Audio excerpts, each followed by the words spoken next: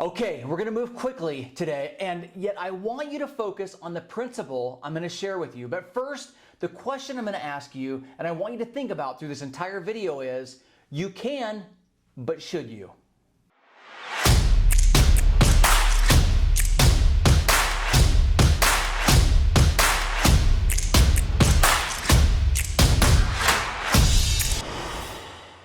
My wife and I are looking into remodeling some areas in our home, and we called my wife's cousin, who's a master woodworker and a project manager for a large firm here in Vegas, for some advice. As we were talking about redoing the stairs and tiling different areas in our home, I had mentioned that I could do these things. I've tiled before, many times before, and I'm pretty handy around the house. As we kept looking at different areas to remodel, I kept saying, I could probably figure that out. After saying that a few times, Eric, the gentleman I was talking about, looked at me and said, Troy, I'm sure you can, but should you? Insert light bulb here. He was right. Is it worth my time to do things that I'm not an expert at? What value does it bring to me and my family if the time I have away from our company is engulfed in projects that don't include my family? And to be crystal clear, they would not be willing participants. This is where it's critical to know what your time is worth and how you want to spend it. Here's how to figure this out. Number one, start with your income, which will include your actual expenses so you know what you keep. If you're a newer real estate professional, you can still do this exercise as to what you want your income to be.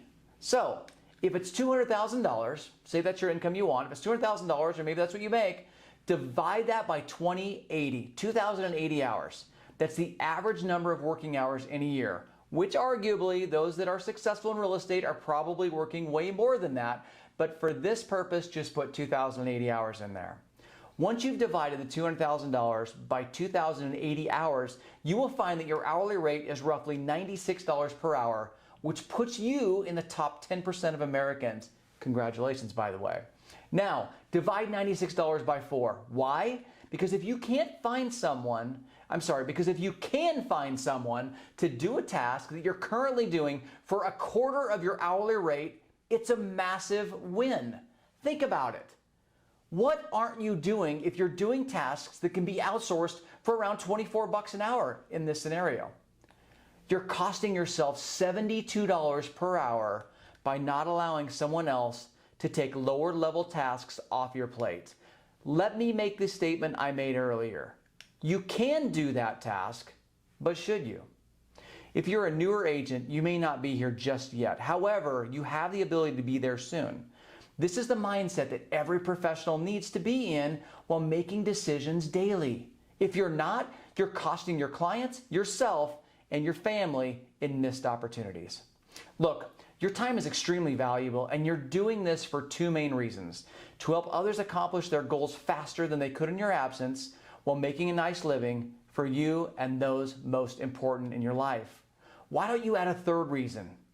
Help someone else by employing them to do the task that you shouldn't be doing in order to help focus on the top two reasons that you're in real estate for. Know your worth, help others, and continue to grow. You could do it, but should you? See you soon.